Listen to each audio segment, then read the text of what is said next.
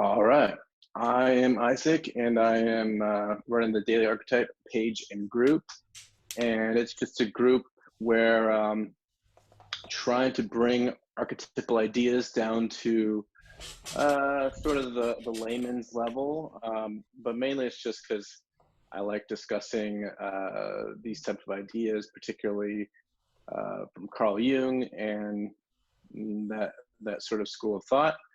And yeah, it's just been something that I've sort of been studying, I guess, mostly as a hobby for a couple of years, and enjoy speaking to other people like this. Well, thank you. And I'm Rebecca Eigen. I'm an astrologer in Houston, and I've been studying Jung for 30 years because I'm Oh, wow. 60 because I'm 67. So I started about in 1990, Wow. and I've written a book, and it's called The Shadow Dance and Okay. the Astrological Seventh House Workbook. Mhm. And I'm passionate about Jung. It's more interesting to me Sure. actually than even astrology. Yeah. So I read extensively, and I sent a quote out that I'd like to kind of like read out loud that we were going to go into and talk about. Sure. Sure. Okay. And so it is: seen from the one sided point of view of the conscious attitude, the shadow Mm. is an inferior component of the personality and is consequently repressed through intensive resistance. But the Hmm. repressed content must be made conscious so as to produce a Right. tension of opposites, without which no forward movement is possible. The conscious mind is on top, the shadow underneath, and just as high always longs for low and hot for cold, so all consciousness, perhaps without being aware of it, seeks its unconscious opposite. Lacking which it is doomed to stagnation, congestion, and ossification. Life is born only out of the spark of opposites. So I really like that quote because it brought to mind, which is why I used the photo I did. the Hmm. The bottom of it is a crystal, and it's a stone, and the alchemists believe that as we withdraw our projections from Yeah. others, we form what they call the philosopher's stone. Yeah. Yeah, and it's interesting that description where I feel like a lot of times people are just like, no, we just seek positivity, positivity, positivity, love and light, positivity, all that stuff. And they're sort of right, but what they're doing, and most people do that type of thing, or they're just like, oh, we just need love in the world, love, love, love.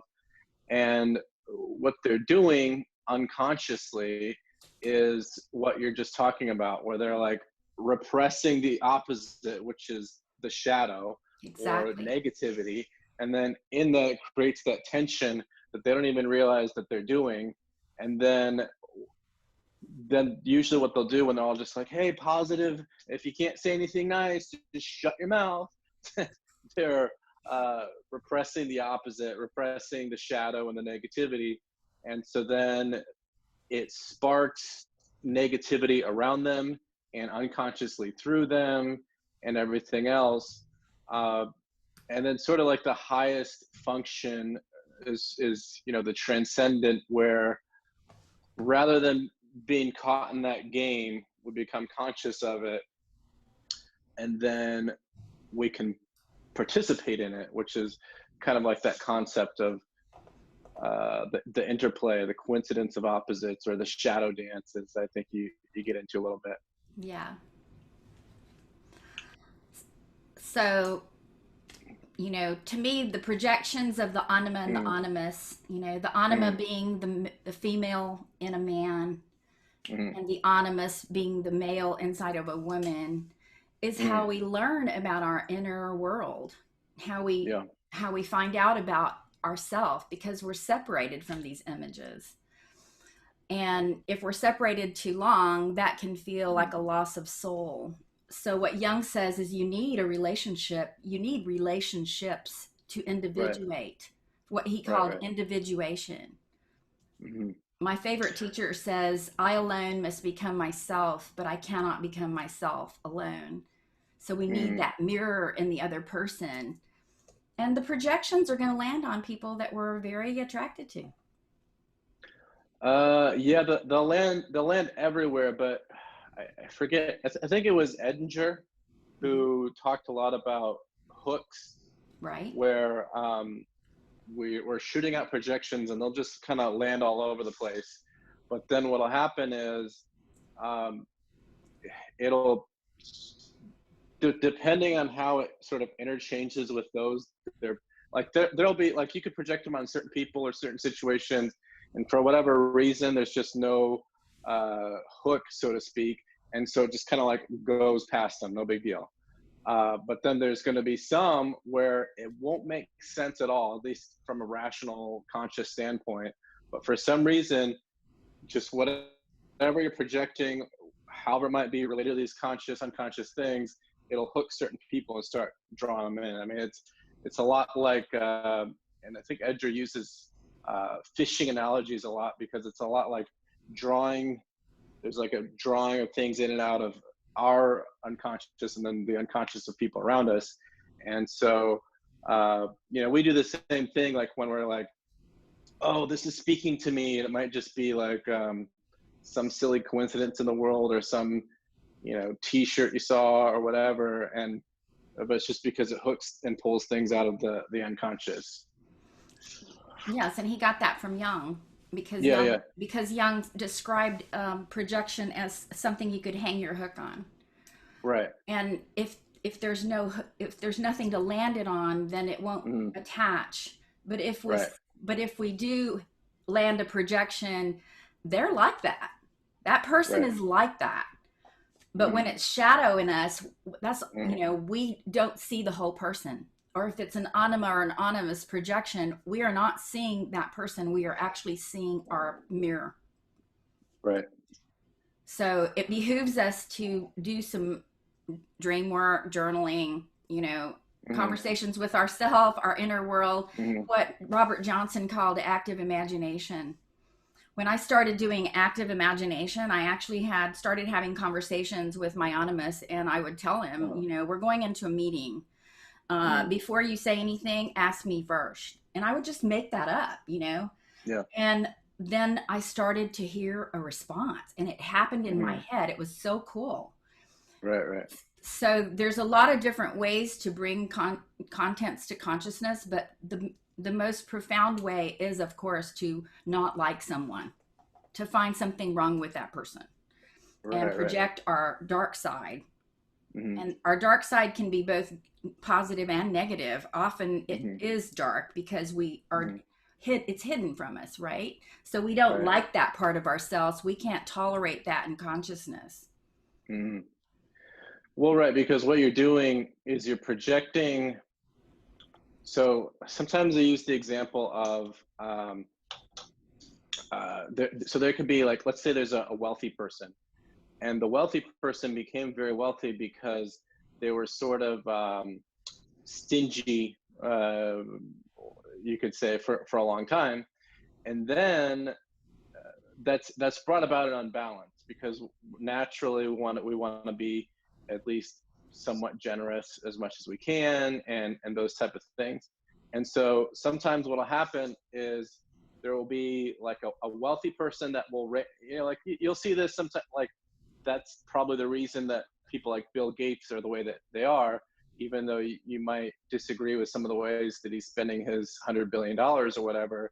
He's trying to be uh, it's almost like a repression that he was a bit stingy for his career, and now, and Andrew Carnegie was the same way, and Rockefeller and some others, where it's just like, okay, I was super stingy for all these years, and now I've got another 10, 20, 30 years to live, so then they become super generous.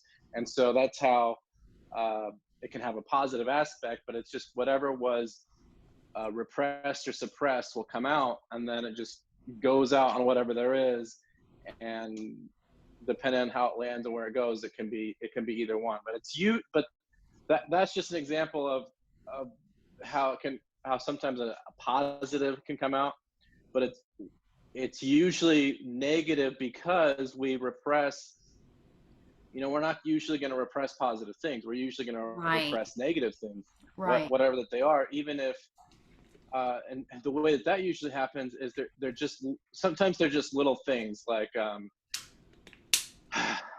whole, if you can't say anything nice, shut your mouth. So then Right. you got people that are always like biting their tongue. And then that's how you get sometimes people go in these huge like Facebook rants, or they might flip somebody off in traffic that it was just some silly thing or whatever, because they've been repressing when they wanted to say what they felt, which might have been negative or unnice. And that's why there's like Jordan Peterson talks about it, that he got from Jung, this idea, and Nietzsche, this idea of you've got to be a monster and a destructive force. And that's basically rather than just trying to repress everything or suppress it, let it out, but try to do so purposefully.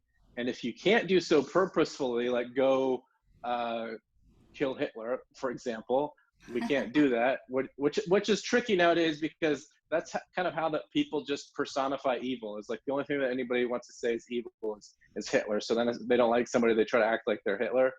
But since we can't always go out and get somebody, or particularly Hitler, what we usually end up doing that's best is pushing it through the lens of just creativity. And so that's why Jung was really big on doing things with creativity. And I don't know the percentage, but he had like a huge amount of his Carl Jung's clients would, they would start with artwork and just paint onto canvas any random images that would come out of the unconscious, which is good, because whether it's some words, a thought, or an image, the more you get it out. And this is kind of how I work with Facebook groups and those kind of things. I just like have some random idea, and if I force myself to like put it out there onto the canvas of the internet, then it makes me get it in that form that's digestible for other people just as much as I can, and then we can kind of play with that idea a little bit from there. So that's a little bit of the aspect of generally playing with the shadow and dancing with it, I guess you could say. Well, and also in our relationships, when we're in a one-on-one relationship with a person, when it begins, they all begin with projection. It always begins that way. When we're super attracted to somebody, and then if we marry after a while, the projections have to fall off. They have to. It can't continue for indefinitely. And then you're either left with a person you don't think you even know. You can think to yourself, wow, I don't even know you. You're not who I thought you were. Right. A lot of people get married and say that. I mean, my dad even said that to me. She's not the woman I married. Well, of course not. Well, He married his projection. He was saying, what he was saying that he didn't know he was saying is, she's not my projection that I thought she was. Yes, as a real exactly. person. So eventually he found out that she was a real person, a real human being. And the best part of a relationship that most people don't get to, it's rare, is when you get to that exact point there, but then you work past it, because then you're two real human beings that are able to deal with the world in reality. Yep. And James Hollis calls that disinterested love. When we are not attached, and we might, we can find that person is somebody that can help me to transform myself. So when somebody gets divorced and they walk away, they're going to start all over again with somebody else. Right. Because they're, the alchemists called this the Canuncio. It was like you were trying to create a conjunction with your Mm, inner male inside of you or your inner female inside of you, and so mm, that's what we want. That's what we're mm. striving for. We're actually trying to know ourselves, and getting to know Well, ourselves. ourselves and the self, because that's where people I think get confused, and probably more than we realize or give credit. It, it's something like the demiurge, which is this impulse. It's an impulse to create and be creative and be part of the creative process. You could call it the logos, although sometimes Jung tried to use other terms for that. Um, but basically, it's that at the center, which is like this conjunctionis, is which is the center of the soul, which is kind of like the dynamis of life, which is really super important that people understand that, because I've seen people or talked to people with even who got degrees in psychology, but didn't study a lot of Jung. And then usually what they'll teach people, or what they learn just out of their sort of general way that people go through psychology, is they're like, oh, Jung and Freud differed on libido because Freud thought everything was about libido, and Jung thought it wasn't as important, and that type of thing. But He actually, libido, Jung actually thought of libido as energy, well, right. So a psychic energy. it's psychic energy, and it's the creative life force.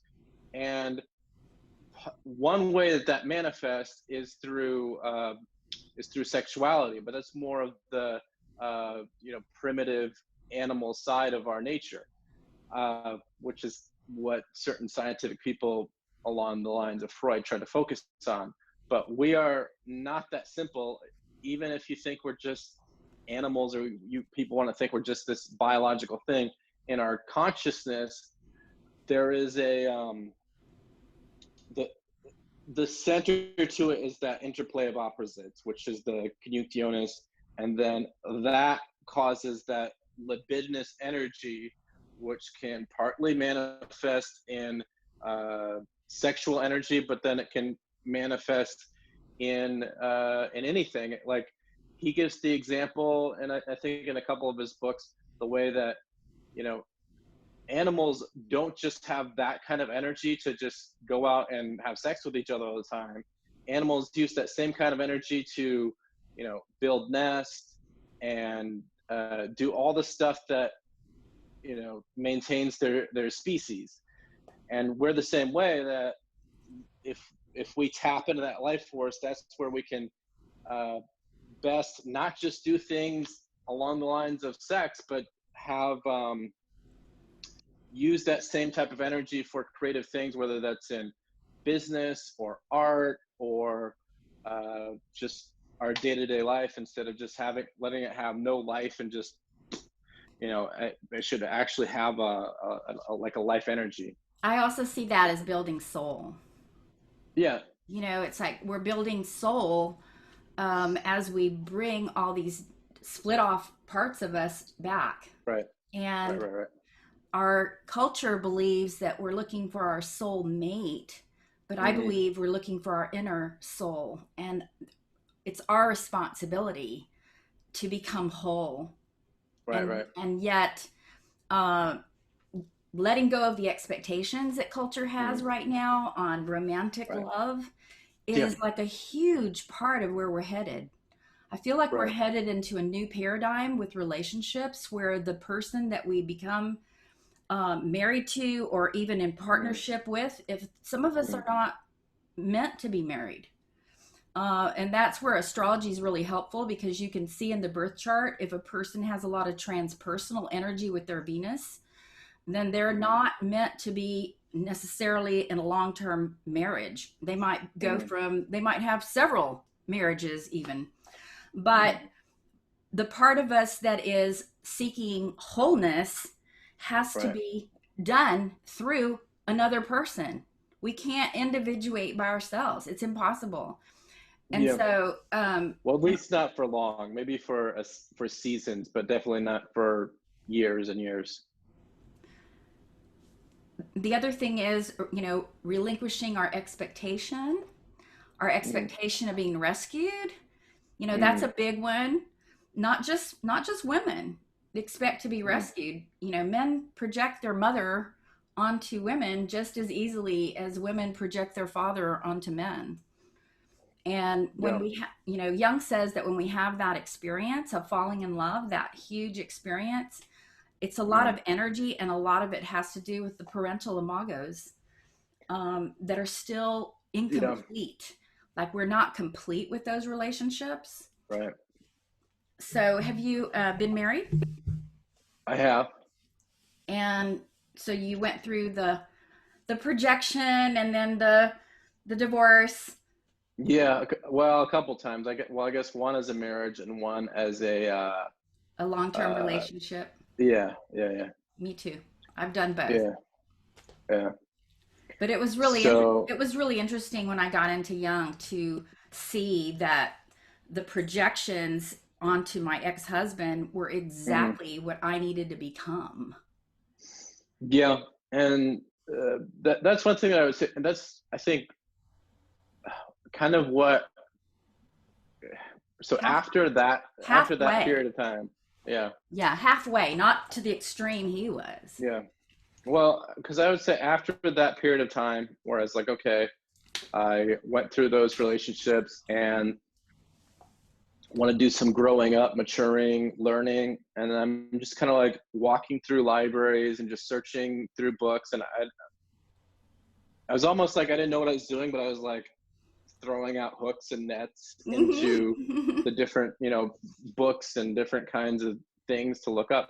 And then, well, I made a short video, or I've talked about a couple of times how that when I came across Jung, it was because I first just sort of got into it just in just some books by Robert Greene where he talks about him a little bit, but he just talking about him, Robert Greene talking about Jung a little bit, just kind of like sparked that interest, and then I started learning, and then from there a little bit more just from Jordan Peterson, because at that time, a couple years ago now almost, I was just kind of like trying to get more of this kind of knowledge, and Yeah. then I first started with them, and then they led me to Jung, and then I read most of the collected works. But the thing with Jung compared to most writers is you're not just reading ideas and facts and words. You have to. It's You like have a to experience them. You yeah. don't You have to know wrestle with anything it. unless you've experienced it. Yeah, you have to wrestle with the ideas. That like every single one of them.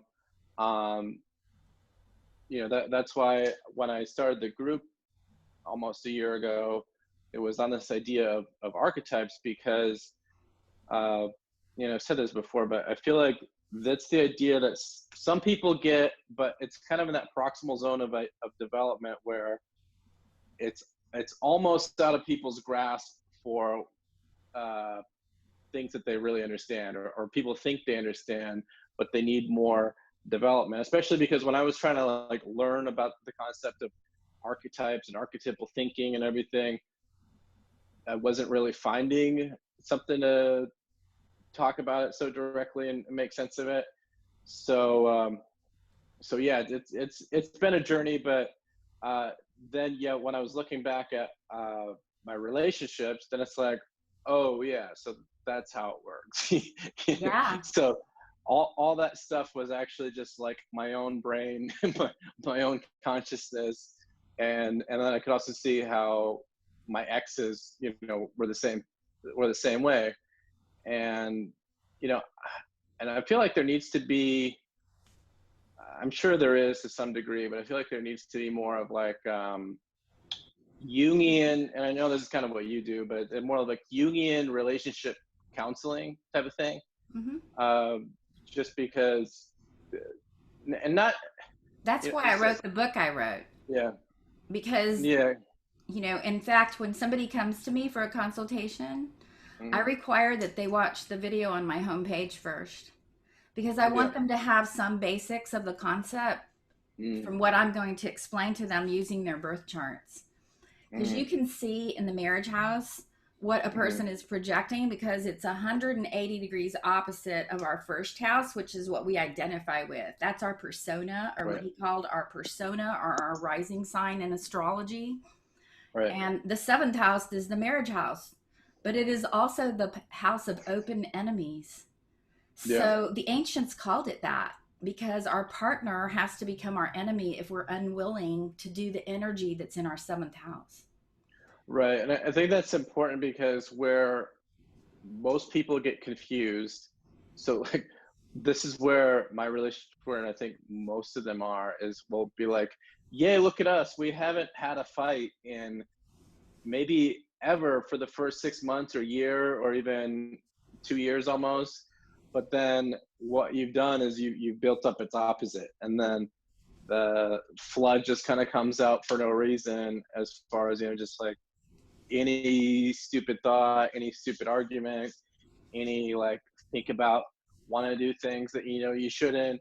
Want it's just whereas on the other hand, if The unconscious is going to force it right, because sooner or because later, the unconscious wants us to differentiate from the other person. right, If we are so compatible that everything is alike and we think everything alike and we're doing everything alike, we have lost ourselves into that situation.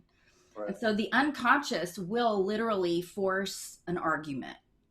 And yep, something, like you said, just something ridiculous will come up and it won't even be that important. And all of a right, sudden, all the animosity that was yep, repressed starts to come up for both people. It's really yep, amazing.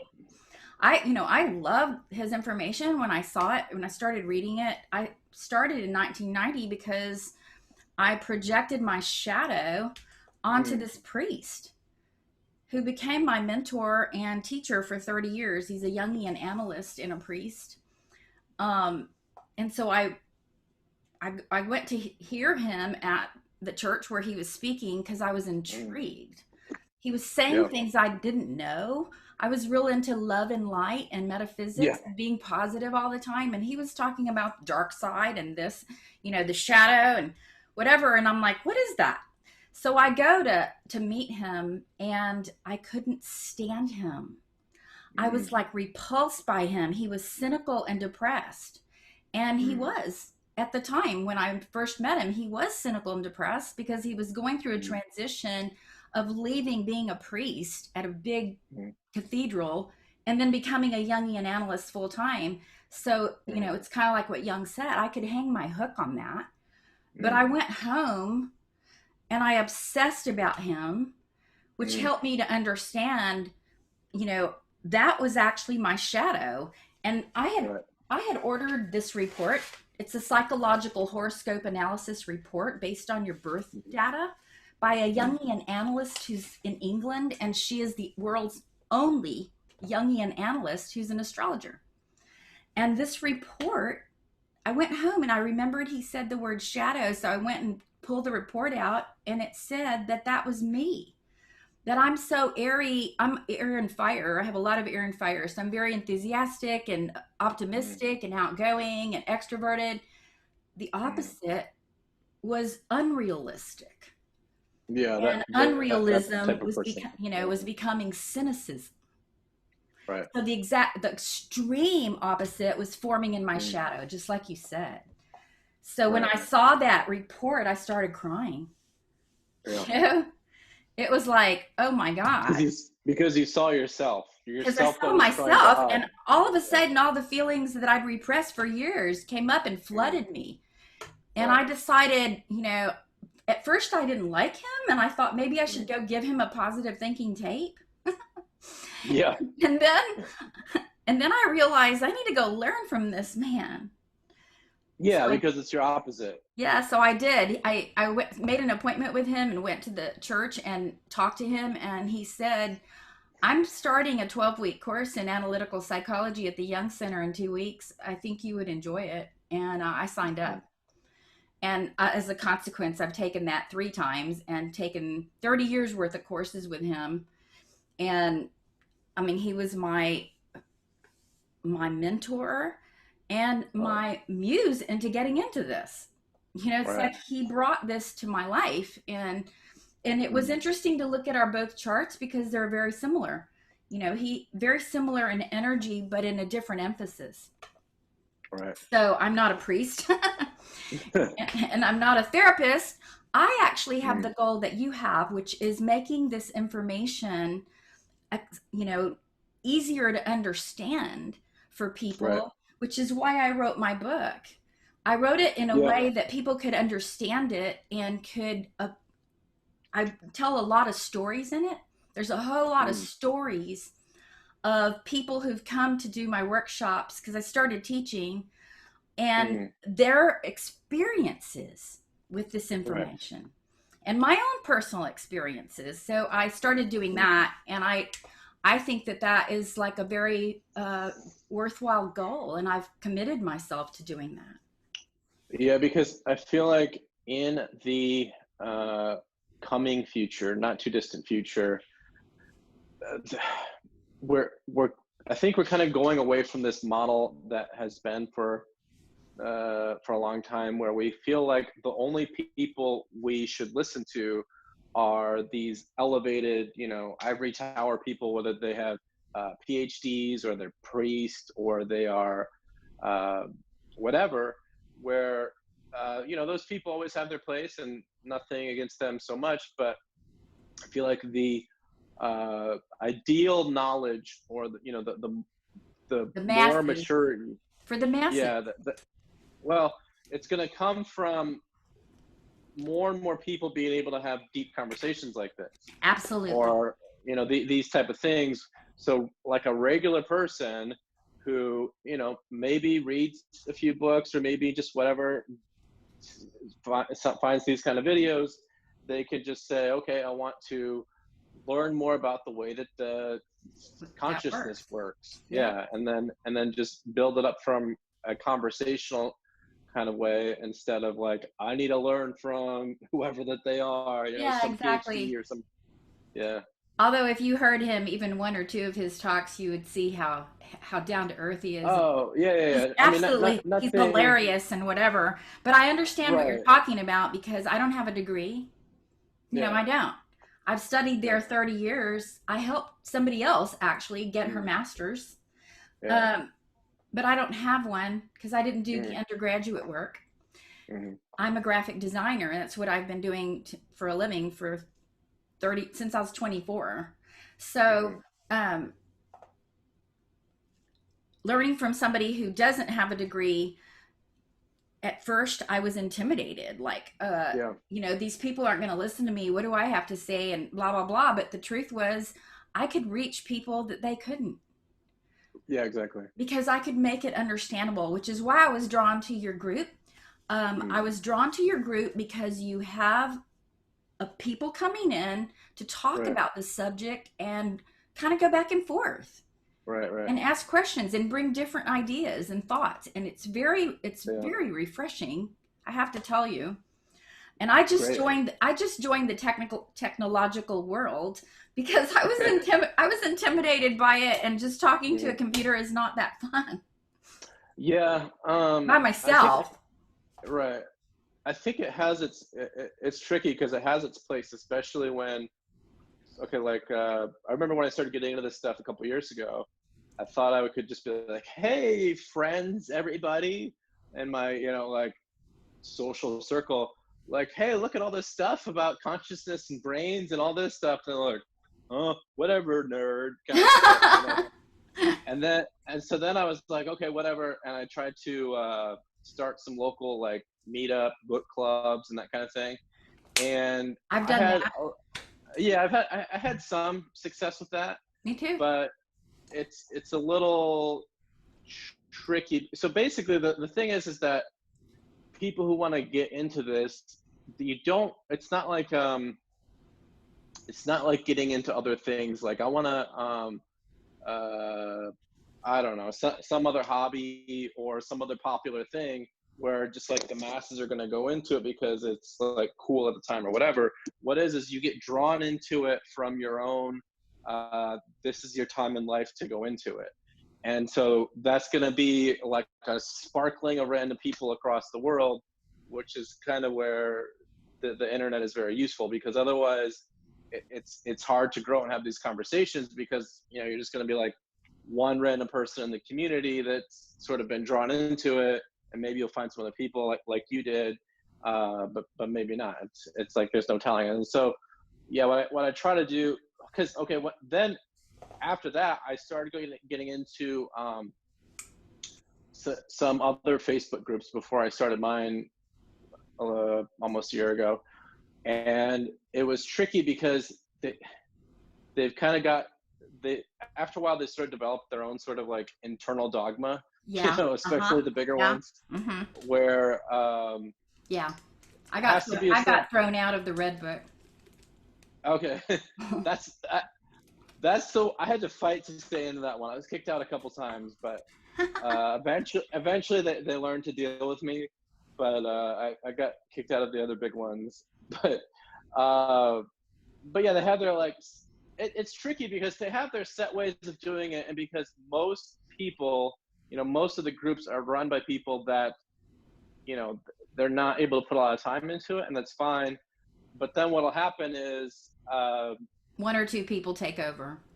Well, yeah, and there'll be like some loudmouths that'll be like, oh, this guy hurt my feelings by not being on topic completely enough the way that I think it should be. And then they report it to the admins. And then what happens on the admin side is they're just like, okay, click it.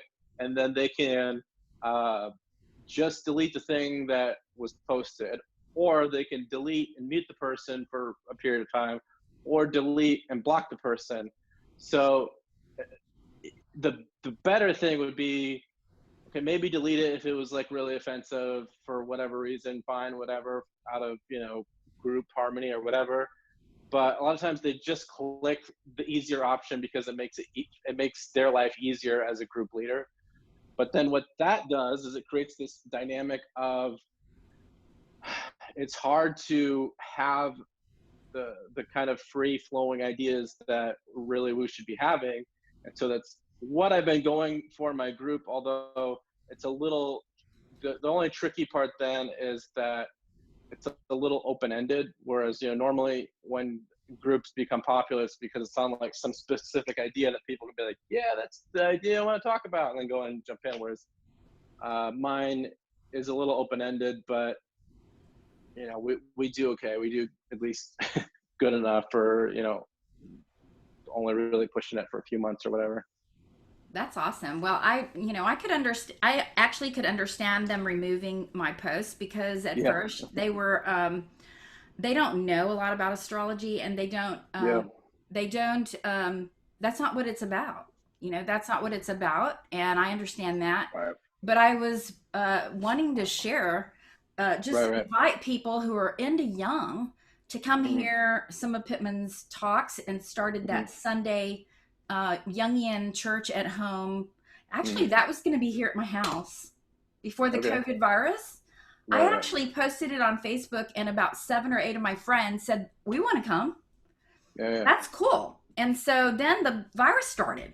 So now I thought, well, I'll do it online. And I asked his permission. Can I put all your stuff online? He goes, sure, I don't care. You can share my stuff with whoever you want. So I put it on, and they got real bent out of shape that I used the word church and said Jung would turn over in his grave. But the truth is, Pittman... That's so wrong. Pittman wrote a book, and it's called The Invisible Church, which is why I named it that. And because I met him at a church, and a lot of what I'm going to be sharing is his old talks at Christ Church Cathedral, which were, you know... It would blow you away. They're very very Jungian from the time he was 24, because he started studying Jung at 24. Yeah, you know, it's really weird how he was mentored by Robert Johnson.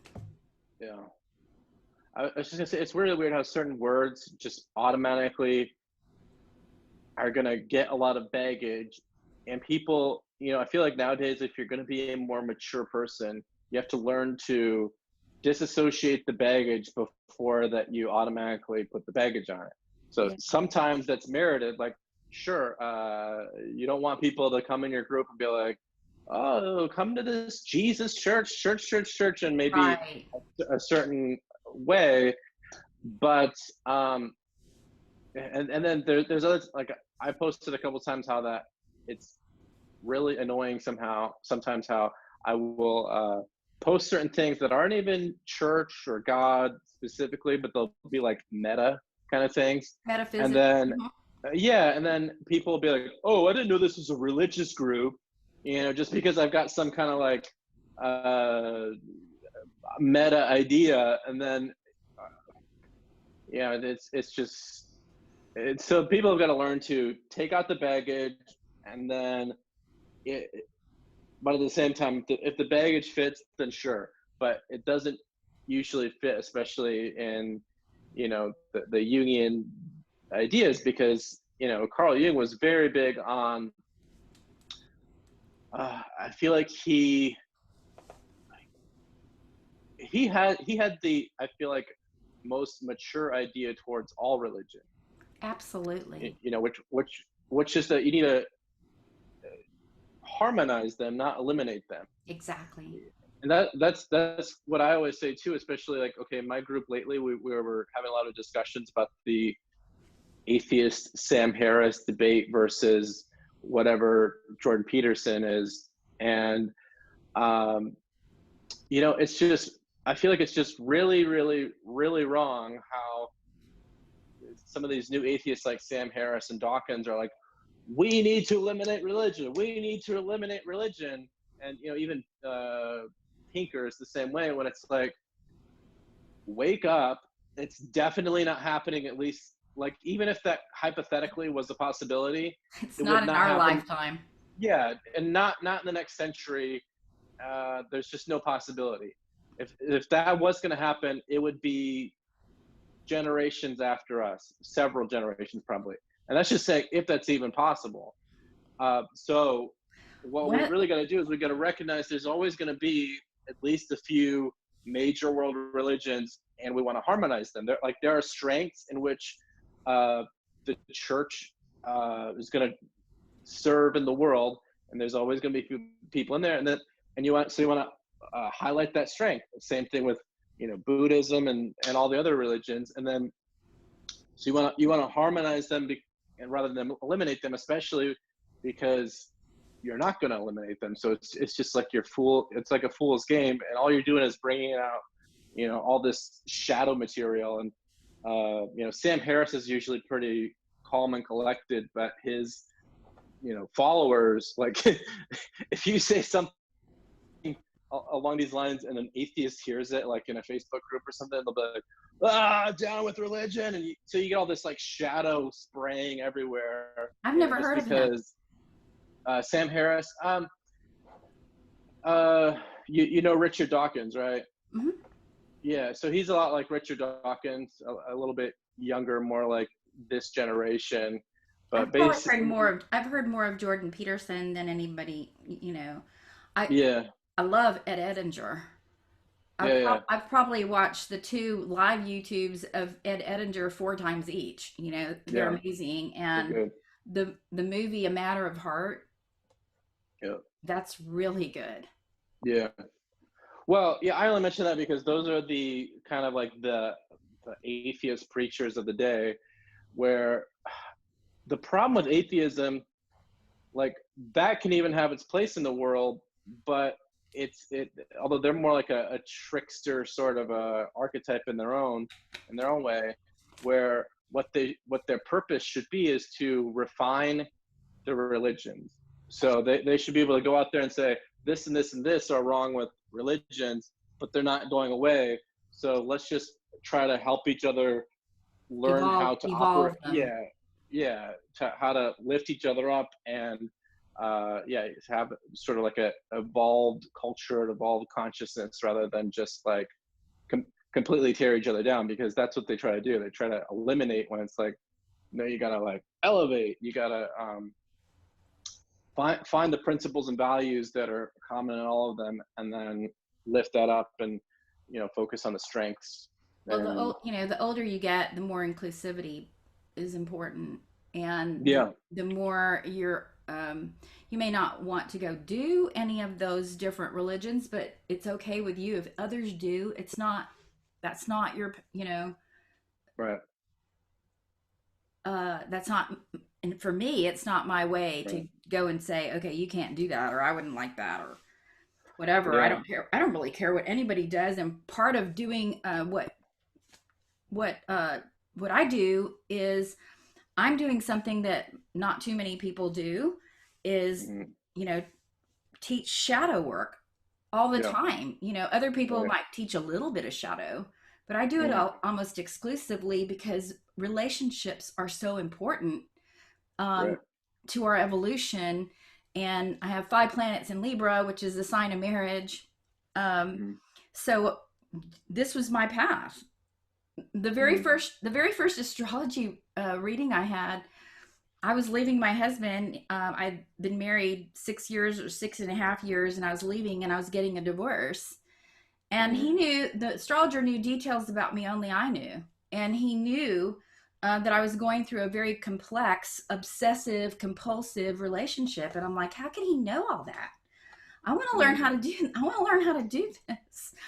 And yeah, my son was 1 at the time when I was getting a divorce. So I had a lot of nights to be alone, and I ended up studying into the night, just studying, mhm, studying, studying. And yeah, then instead of going and learning everything about astrology, like, there's a lot to it, there's so many different things. I was kind of focused on how can we improve our relationships? yeah, How can people, and it was in my chart. So yeah. we, And I we feel are like who we we all, are. yeah, and we all need that, for potentially our marriages, but or whether they are current or future, but also just because, we need to better know how to, uh, have all kinds of relationships, whether they are friendships or business relationships and everything else. Uh, it'll be the same interplay of opposites. Absolutely, Yeah, absolutely. I mean, I do mothers who can't stand their daughters-in-laws. yeah, yeah, I'll do couples. I'll do people who are a mother and a daughter, hmm, a son and his mother. hmm, Whoever. A woman who came to me had 3 bosses in a row that were the same, and she was hmm, leaving these high-paying jobs. And so it's like it's right, your shadow. So yes, you're right. right, Every relationship will improve by right. looking at our shadow. And I don't think you can go on. You can't actually Mhm. go on to the next level of individuation without doing this work. Well, yeah, that's why, like you said, their one girl was, repeating the same type of thing.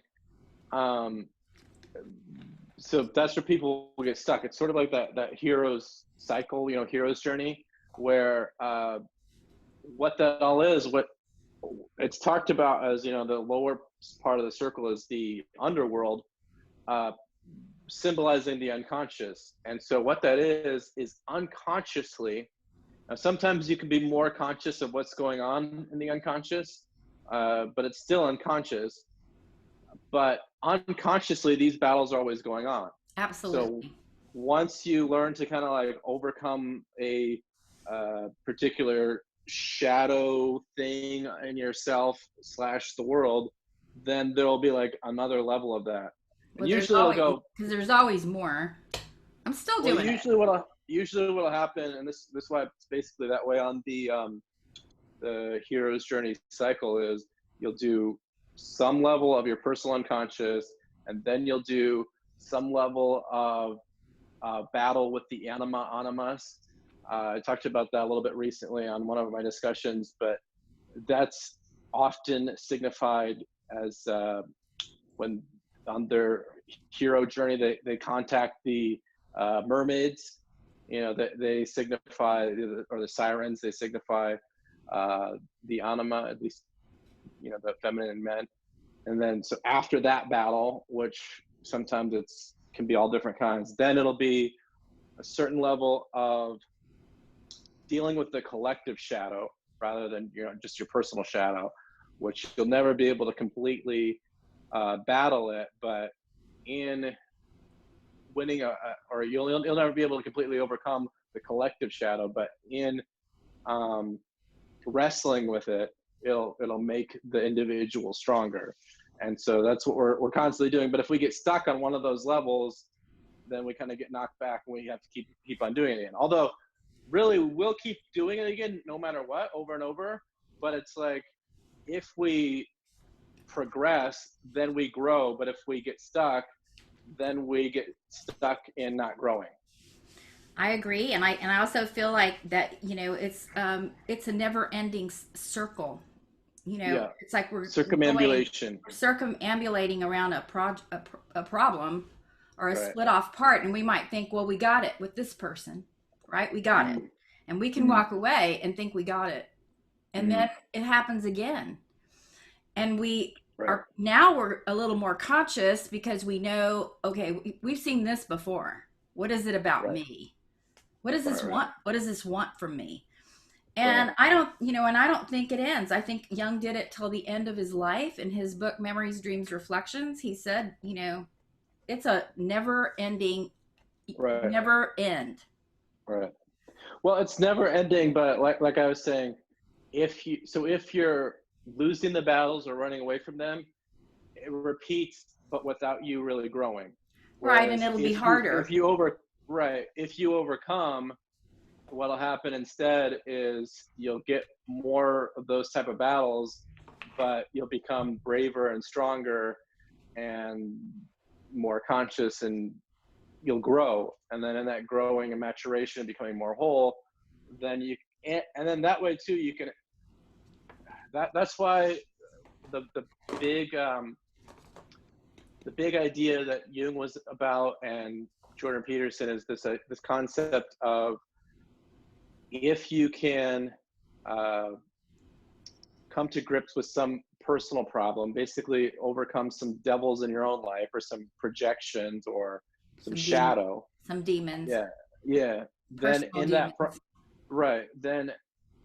then you can help others do the same, not just even in their own personal, but that's how then you can help others battle with the collective shadow, which is really why Jordan Peterson, he gets a little flack for some of his language sometimes, but that's what he's talking about when he says, not just clean your room, but he says it specifically in the context of clean your room before you want to tell the world what to do.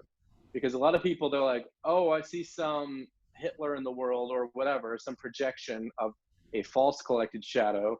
And so they want to go battle that, when it's like, really what they need to do is clean their room, which is their own mind, their own psyche, take care of some of their own devils. And then in the process of being able to do that, later they'll be able to come back and help with a real collective shadow, or a real group shadow.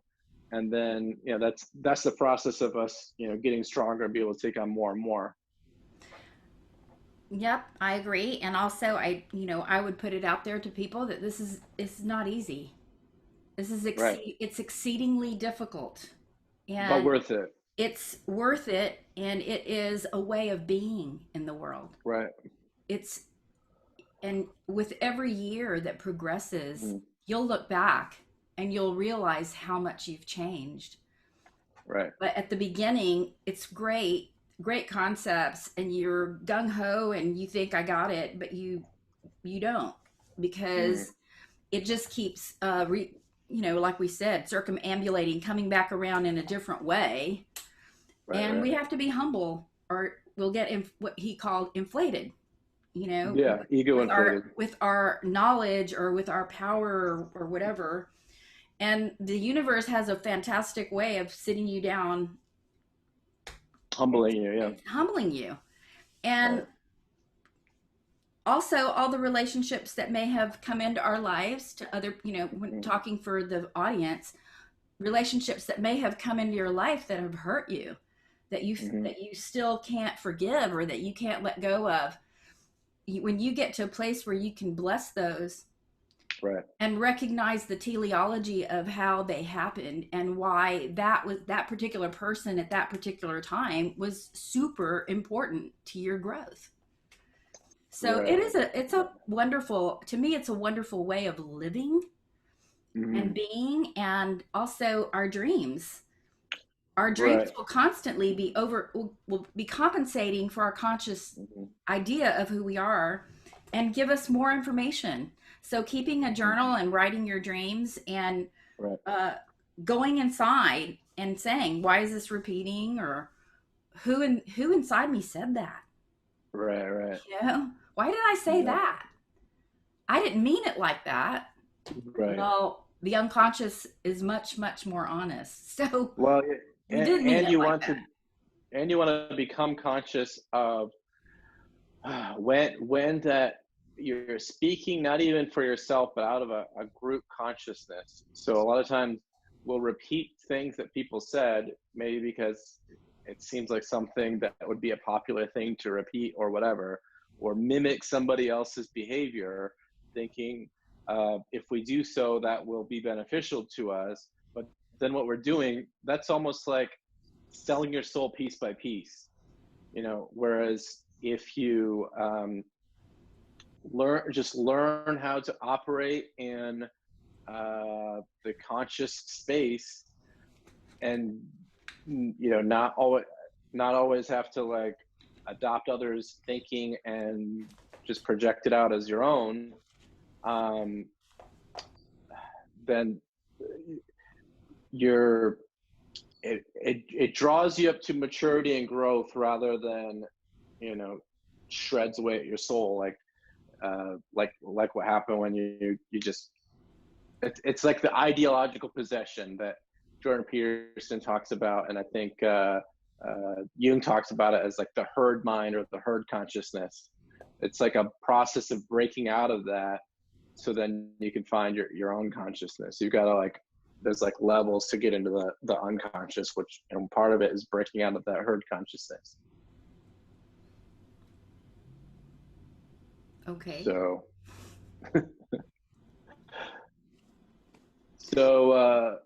yeah, so I don't know, it's just tricky. I've been trying to figure out how to uh it's just that the shadow has all these levels that we have to become conscious of, the shadow, and but we have to do so because that's what causes us to grow. And it's not like this whole idea of, like you said, 30 years ago you're like a light and positivity kind of thing. That's kind of like this false illusion, and nothing about judging your 30 years ago self or anything, but it's like a false illusion of all this like light and everything, um because we are not that way. We are shadow creatures, and we need to use what we really are rather than these false ideas or these false projections we try to put out, which is uh, where I think we're working together on. I think we are too. And I think it's important to just share these kinds of things with other people, and like we're doing, just having a Mhm. conversation and drawing people into something that we might have said, something that we might have experienced. And I like to I like to teach by telling stories Yeah. of actual experiences, because that way people can resonate and put themselves in that place, Right. because there are a lot of ideas. When you have read, you said you read the whole collected works already. Not Wow. all of it personally, but most of it, Wow, and that's some incredible. others. Yeah. Well, I probably read about 12 of them, I guess, or 15 of them. Mm. But Yeah.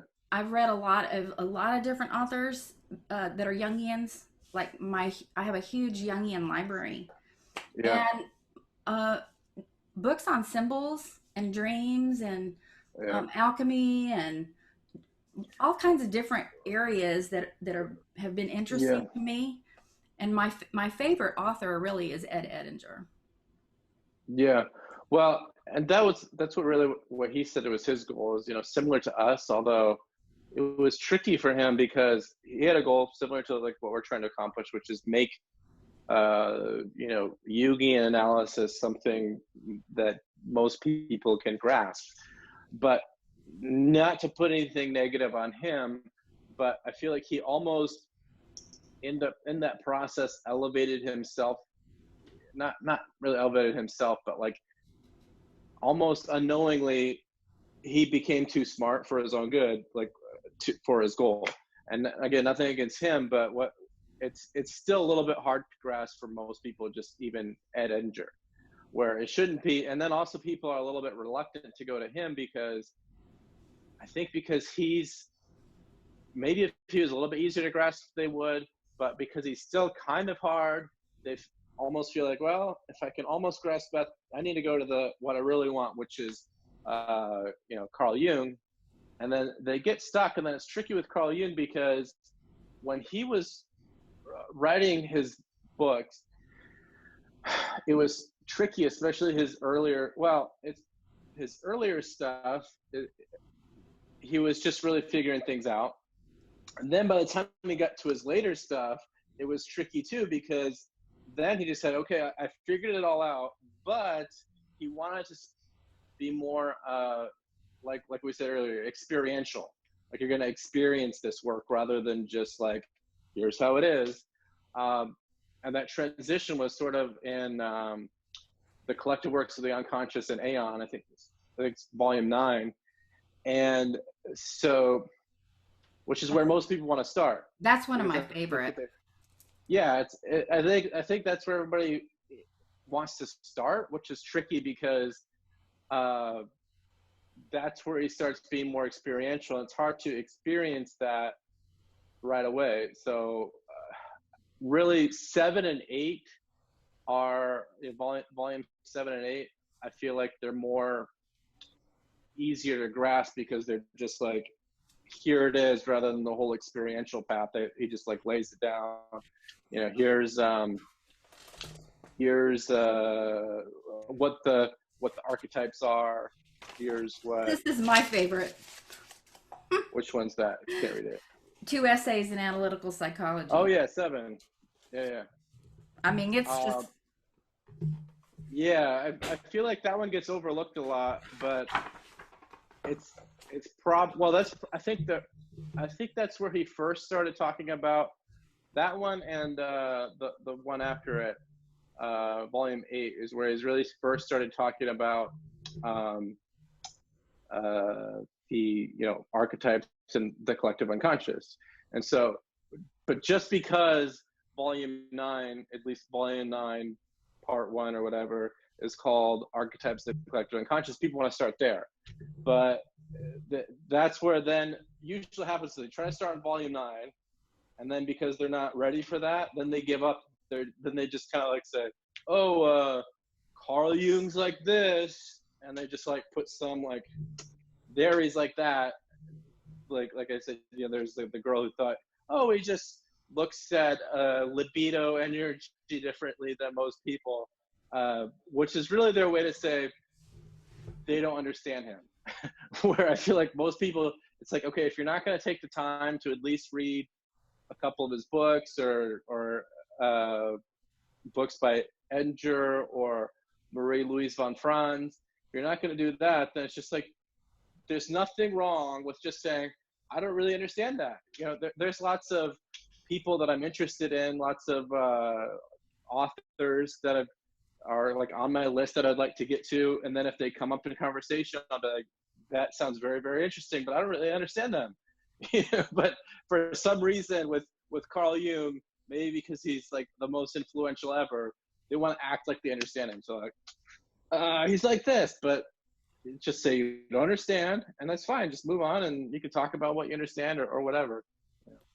My favorite book of all, really, besides that one, is Memories, Dreams, Reflections. Yeah. And I often, when people have not read any Jung at all, I can't even imagine reading Ion without any background. I mean, that's usually a place to start. I took courses in analytical psychology for years, Mm. before I could read Ion and really understand it or go through it. And I wouldn't even say that I fully understand it. Well, There's a lot I don't fully understand yet, and I'm still working on it 30 years and later. I feel like Ion especially, basically the ones 9 and beyond, uh, they're going to be really tough for the people who have very limited, um, experience. It makes a little bit more sense if somebody has seriously grappled with religious type of ideas.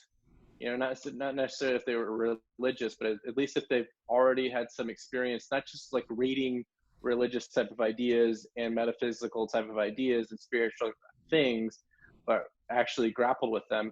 And so a lot of people come in, they don't have any kind of experience or background in that kind of thinking at all, and they're like, I don't get it, forget it, Carl Jung's just this. And that's, I feel like that's where a lot of times people will get into the whole like, oh, he's just a mystic, which I feel like is another way that they're just trying to be like, I don't understand him, so I'm just going to put this label on it, what I understand. And there's some like people will do that to, although they get a lot meaner nowadays with Jordan Peterson.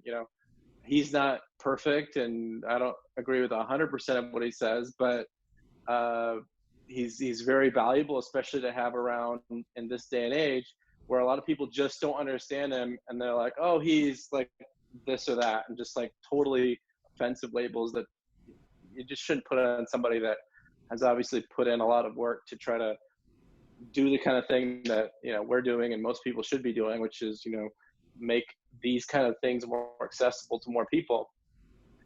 But yeah, I mean, that's it's all really important, because I feel, and that's another thing that I've tried to do, and something I'm going to keep trying to do is help Well, people. I didn't have a clue that you were that well, that you had such an extensive background.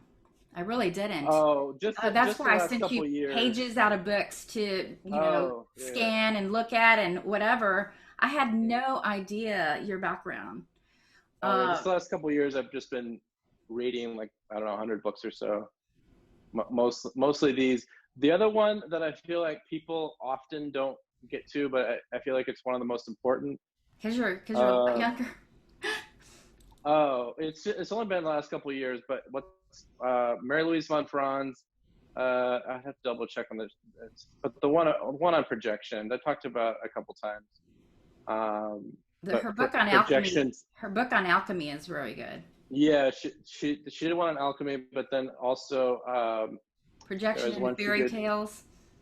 not fairy tales. I'd have to double check, but it's projection and Jungian psychology, I think. There might be one or two other words, but anyway, that's really important, because she doesn't just talk about projections in general, but she goes into the whole thing of archetypes and collective. Well, I mentioned that one too, because I feel like her, similar to Edger, was someone who, Carl Jung is, one of the biggest geniuses ever, but again, nothing against him, but almost too much so, because it makes it hard to grasp, especially for, most people. Whereas Mary Louise von Franz, she, of course, is also super intelligent, but because she was his student for so long and went at it more from that perspective that she's trying to learn, and then able to give that information, she's really good. And so reading her, I would think. Another author that's very accessible is John Sanford. Okay. John Sanford and also Robert Johnson. Yeah, I haven't gotten into those yet. I've read all of their books, and Well, John Sanford but wrote a book that was, because I was kind of like honed in on wanting to learn as much as I could about the shadow. mm, I read Meeting the Shadow, Connie Zweig and Jeremiah Abrams, that really mhm, thick anthology of people of different authors. mhm. So that one's really good, and then also uh, John Sanford's book Evil: The Shadow Side of Reality. where he goes into the story of Jekyll and Hyde and how Robert Louis Stevenson wrote that from a dream that he had in the 1800s. So it was like information that was coming through before Jung was starting to even write about it. Yeah, that kind of literature is really important because I feel like, okay, Moby Dick, and which is one that Edgar writes about, right? And also Dostoevsky, which is one that Jordan Peterson talks a lot about, where they talk about Faust. Nietzsche. Well, yeah, they talk. Well, yeah, Faust, who goes through his whole Mephistopheles thing. It's kind of this thing where, okay, pre that age of the Enlightenment and scientific revolution, the whole spiritual and unconscious battle was very embodied. It was like, well, it was inside of us, but we just kind of took it for granted that it was inside of us, and we may have projected out, however real or imagined, these devils into the world, up until the 17th century-ish. So that's why that then when you got into these writers in the 1800s, it's like you're experiencing what they're experiencing when they write about God and the devil and Nietzsche's Zarathustra. It's like it's almost like if you read that kind of literature from the 1800s, it's like the ripping out of it's like you're witnessing the disembodiment of these unconscious things, and now they're just like they're in the world, and now we're dealing with them. And that's what then, in the early 20th century, that's exactly what Jung and some others were wrestling with, and then here we are dealing with it today. Yep.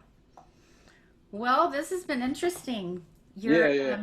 You're very well read, and it's very interesting to have a chat. And yeah, for sure. I thank you for doing this. Yeah. So yeah, we'll do it again, and maybe get into some other specific things, and try to get our live streams working and everything. And yeah, just encourage you to keep doing what you're doing, and drawing people into finding more knowledge like this. I will. And just to end, I want to invite anybody who's interested to come to my Friday after Friday noon. I'm doing shadow work discussions, but I'm focusing the majority of what I do is on relationships, not necessarily with the breadth that you're into. More in how can I get people to help them improve their relationships with each other, bringing little concepts at a time to the table, and talking about, like this Friday I'm going to talk about communication and how when we're withholding communication, that's big. that it's just as withholding is the same as rage to me, because they're two extremes. Right. And so learning how to communicate is going to be the next topic, and it's every Friday at noon. And I've done 7, so this will be my 8th to do. So I'm excited about that, doing lives on Fridays, and then I'm doing Sundays at 1:30, sharing my teacher, just sharing like a 30-minute talk by him. A couple weeks ago, I shared one that was like 90 minutes. It was called Sin and Evil, and it's really, really good. But I've inherited a lot of his CDs from the Jung Center here in Houston, gave them to me. So I'm going to be sharing more of that. And these are these are like from 1987, like 88, 89, 90. I didn't meet him until 1990, but these are talks that he was doing back then. But he teaches by telling stories as well. He tells stories, and then he brings you in, and then he connects you to the meaning from a Jungian perspective. So it's very interesting. Yeah, sounds like it. And then you can see how, okay, I can apply that to my life. How can I apply this to my life? That's what was important to me. how can I live this and make it useful and help other people make it useful for them, so that the quality of their relationships improves every year, Yeah. always. And no matter who's being brought to you next, that's your next step. That's your next piece of work that you have to do. I trust the universe. I feel like it has our back, and that unconsciously, the unconscious is bringing people to us for a reason. Right. And so I appreciate your time with me today, Isaac. Thank you for And having me. I really look forward to talking to you again and still Yeah, joining we'll do it in on again. y'all's conversations at the Daily Archetype. It's very, All right. very it's a fantastic group. All right. I appreciate it. And I appreciate what you're doing on your group. And thanks again for having me on. Okay. All right. See Have a you good one. later. Thanks. I'm gonna hit All right. end meeting. Okay. All right. Thank you. Okay.